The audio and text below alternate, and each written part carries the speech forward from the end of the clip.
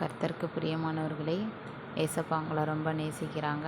இன்றைக்கு நமக்குரிய வார்த்தை, ம், ஏனெனில் 2 பேராவது 3 பேராவது என் நாமத்தினாலே எங்கே கூடியிருக்கிறார்களோ அங்கே அவர்கள் நடுவிலே இருக்கிறேன் என்றார்.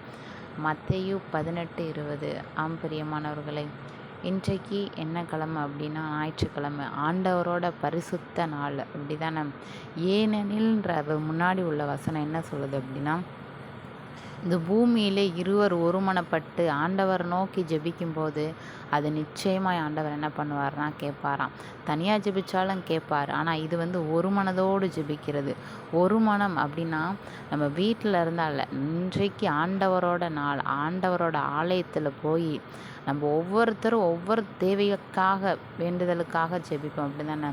ஆனால் நம்ம எப்படி ஜெபிக்கணும்னா ஒரு மனமாக, ஒரே ஆவியோடு, ஒரே சிந்தையோடு ஜெபிக்கிறது தான் ஒரு மனமாக ஜெபிக்கிறது.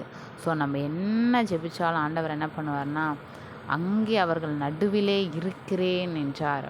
அப்படின்னா நம்மளோட ஜெபத்தை கேட்கிறவர். சாலமோன் சொல்லும்போது கூட சொல்கிறாரு, இவ்விடத்தில் செய்யும் ஜெபங்களுக்கு உங்கள் கண்கள் காண்கிறவைகளும் உங்கள் செவிகள் திறந்தவைகளுமாய் இருக்கிறது.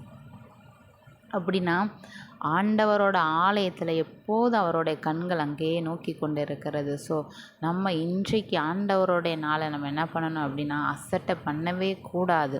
கர்த்தருடைய ஆலயத்திற்கு போவோம் வாருங்கள் என்று எனக்கு அவர்கள் சொன்னபோது மிகுந்த மகிழ்ச்சியாக இருந்தேன்னு தாவீது ராஜா சொல்கிறாரு.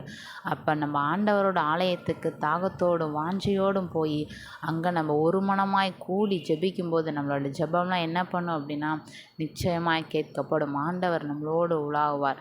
ஸோ ஒவ்வொரு ஞாயிற்றுக்கிழமையும் தவறாமல் ஆண்டவர் ஆலயத்தில் போய் ஜெபிங்க.